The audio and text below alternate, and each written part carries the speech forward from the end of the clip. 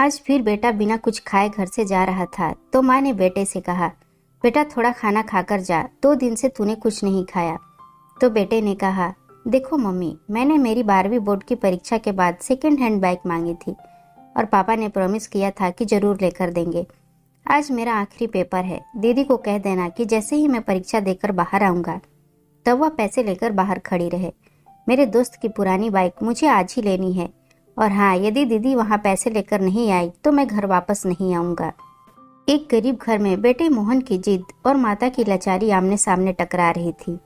माँ ने कहा, बेटा तेरे पापा तुझे बाइक लेकर देने ही वाले थे, लेकिन पिछले महीने एक्सीडेंट। इससे पहले कि माँ अपनी बात पूरी कर पाती, उससे पहले मोहन बोला, मैं कुछ नहीं जानता, मुझे तो बाइक चाहिए ही चाहिए। ऐसा बोलकर मोहन अपनी मम्मी को गरीबी और लाचारी की मझधार में छोड़कर घर से बाहर निकल गया। 12वीं बोर्ड की परीक्षा के बाद भागवत सर एक अनोखी परीक्षा का आयोजन करते थे।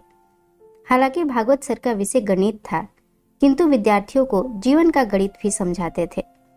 उनके सभी विद्यार्थी यह परीक्षा देने जरूर आते थे। इस साल परीक्षा का विषय था मेरी पारिवारिक भूमिका। मोहन परीक्षा कक्षा में आकर बैठ गया। उसने मन में गांठ बांध ली थी कि यदि मुझे बाइक नहीं लेकर देंगे तो मैं घर नहीं जाऊंगा। भागवत सर ने क्लास में सभी को पेपर बांट दिए। पेपर में कुल 10 प्रश्न थे। उत्तर देने के लिए 1 घंटे का समय दिया गया था। मोहन ने पहला प्रश्न पढ़ा, आपके घर में आपके पिताजी, माताजी, बहन, भाई और आप कितने घंटे काम करते हो? विस्तार में बताइए। मोहन ने तुरंत जवाब लिखना शुरू कर दिया। पापा सुबह 6 बजे टिफिन के साथ अपनी ऑटो रिक्शा लेकर निकल जाते हैं और रात को 9 बजे वापस आते हैं। ऐसे में वो लगभग 15 घंटे काम करते हैं। मम्मी सुबह 4 बजे उठकर पापा का टिफिन तैयार करती हैं, बाद में घर का सारा काम करती हैं, दोपहर को सिलाई का काम करती हैं और सभी लोगों के सो जाने के बाद वह सोती हैं। लगभग रोज 16 घंटे काम करती हैं। दीदी सुबह कॉलेज आती हैं और शाम को 4 से 8 बजे तक पार्ट टाइम जॉब करती हैं और रात को मम्मी के काम में मदद करती हैं। लगभग 12 से 13 घंटे काम करती हैं। मैं सुबह 6 बजे उठता हूँ और दोपहर को स्कूल से आकर खाना खाकर सो जाता हूँ। शाम को अपने दोस्तों के साथ टहलता हूँ।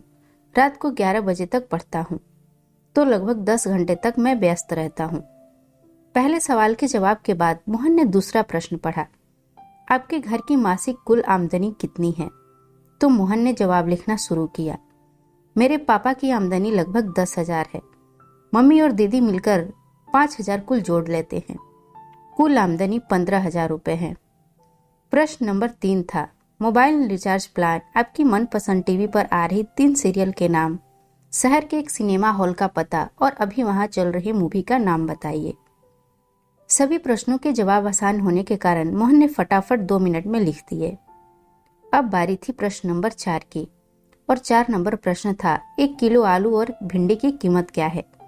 1 किलो गेहूं, चावल और तेल की कीमत बताइए, और जहां पर घर का गेहूं पिसाने जाते हो उस आटा चक्की का पता भी बताइए।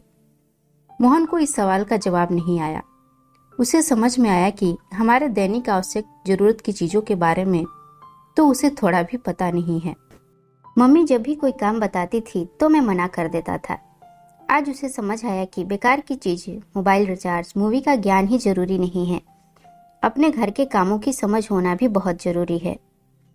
प्रश्न नंबर 5 था, आप अपने घर में भोजन को लेकर कभी तकरार या गुस्सा करते हैं?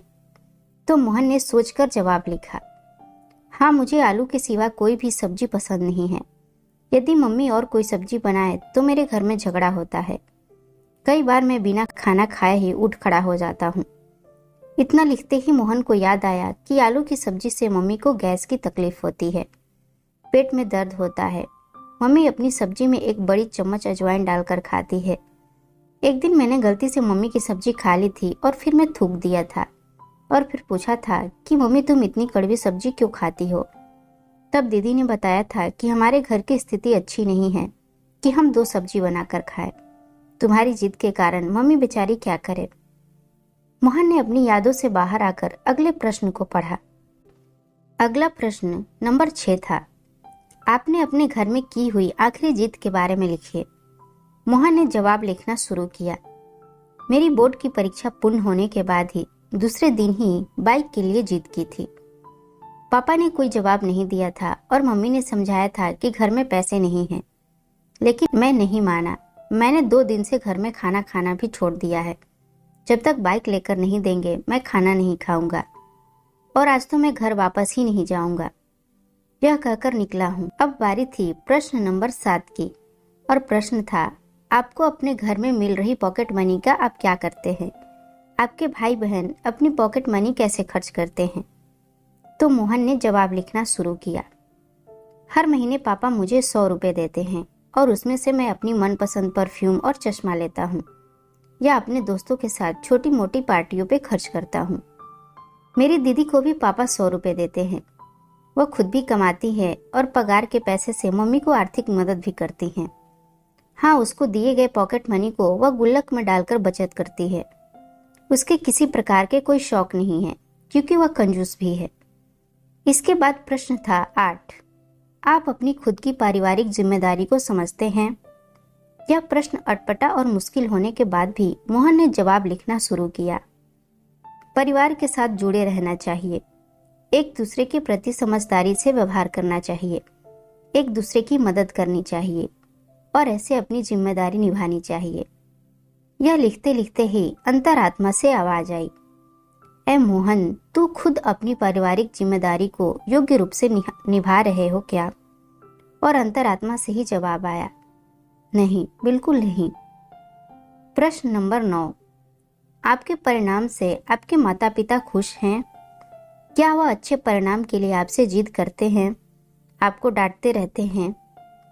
इस प्रश्न का जवाब लिखने से पहले मोहन की आंखें भर आई। अब वह परिवार के प्रति अपनी भूमिका बराबर समझ चुका था। उसने लिखने की शुरुआत की। वैसे तो मैं कभी भी मेरे माता पिता को आज तक संतोषजनक परिणाम नहीं दे पाया हूँ, लेकिन इसके लिए उन्होंने कभी भी जिद नहीं की।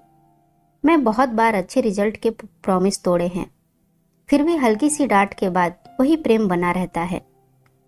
इसके बाद आखिरी प्रश्न था प्रश्न नंबर 10, पारिवारिक जीवन में असरकारक भूमिका निभाने के लिए इन छुट्टियों में आप कैसे अपने परिवार की मदद करेंगे? जवाब में मोहन की कलम चले इससे पहले उसकी आंखों से आंसू बहने लगे।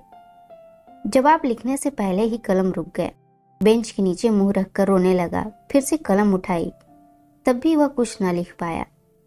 10वें प्रश्न का जवाब दिए बगैर उसने पेपर सबमिट कर दिया और बाहर आ गया। स्कूल के दरवाजे पर दीदी को देखकर मोहन उसकी ओर दौड़ पड़ा। जैसे ही दीदी के पास पहुंचा, दीदी ने कहा, भाई यह ले 8,000 रुपये। मम्मी ने कहा है कि बाइक लेकर ही आना। दीदी ने मोहन को पैसे पकड़ा दिए। मोहन ने पूछा, कहाँ से लाई हो पैसे? तब दीदी ने बताया, मैंने मेरे ऑफिस से 1 महीने की सैलरी एडवांस मांग ली है। मम्मी भी जहाँ काम करती है वहीं से उधार ले लिया और मेरी पॉकेट मनी की बचत से निकाल लिए। ऐसा करके तुम्हारी बाइक के पैसे की व्यवस्था हो गई है। मोहन की दृष्टि पैसों पर स्थिर हो गई थी। दीदी फिर बोली, भाई मम्मी को बोलकर निकले थे कि पैसे नहीं दोगे तो मैं घर पर नहीं आऊंगा। अब तुम्हें समझना चाहिए कि तुम्हारी भी घर के प्रति जिम्मेदारी है। मुझे भी बहुत शौक है, लेकिन मैं अपने शौक की बजाय अपने परिवार को ज्यादा महत्व देती हूँ। तुम हमारे घर के सबसे लाडले हो, इसलिए पापा के पैर में फ्रैक्चर होने के बावजूद भी रोज ऑटो चलाते हैं ताकि तुझे बाइक दिलाने की प्रॉमिस पूरा कर सके। बाकी तुमने तो अनेकों बार अपने प्रॉमिस तोड़े ही है ना। मोहन के हाथ में पैसे देकर दीदी घर चली गई। उसी समय मोहन का दोस्त वहां अपनी बाइक लेकर आ गया। उसने अच्छे से बाइक को चमका दिया था। दोस्त ने कहा, ले मोहन, आज से यह बाइक तुम्हारी। सब 12,000 रुपये में मांग रहे थे, मगर यह तुम्हारे लिए 8,000 में।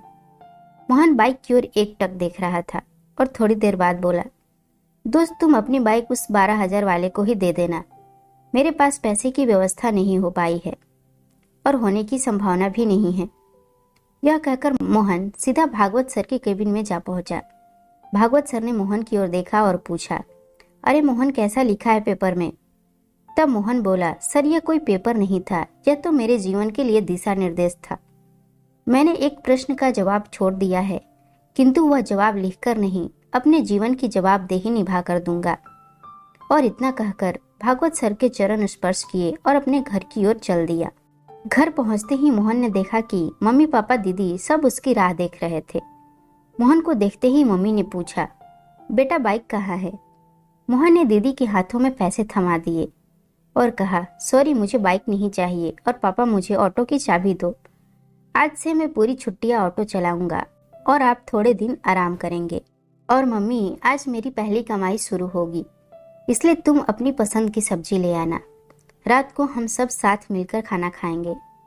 मोहन के स्वभाव में आए परिवर्तन को देखकर मम्मी ने उसको गले लगा लिया और कहा, बेटा सुबह जो कहकर तुम गए थे वह बात मैंने तुम्हारे पापा को बताई थी और इसलिए तुम्हारे पापा दुखी हो गए, काम छोड़कर घर वापस आ गए।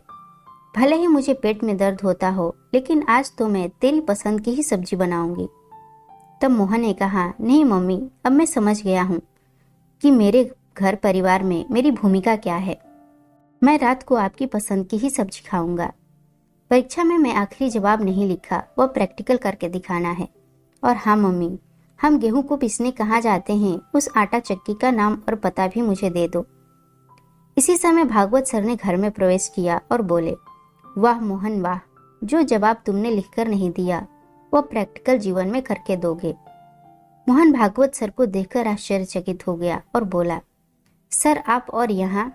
तब भागवत सर बोले, मुझे मिलकर तुम चले गए, उसके बाद मैंने तुम्हारा पेपर पढ़ा, इसलिए तुम्हारे घर की ओर निकल पड़ा। मैं बहुत देर से तुम्हारे अंदर आए परिवर्तन को सुना।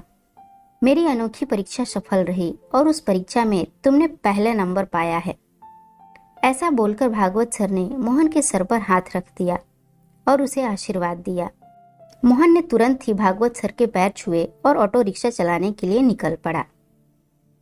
दोस्तों, आपको ये कहानी कैसी लगी कमेंट में जरूर बताएं और अगर कहानी पसंद आई हो तो इसे लाइक करें, शेयर करें, चैनल को सब्सक्राइब करें। फिर मिलते हैं एक नई कहानी के साथ।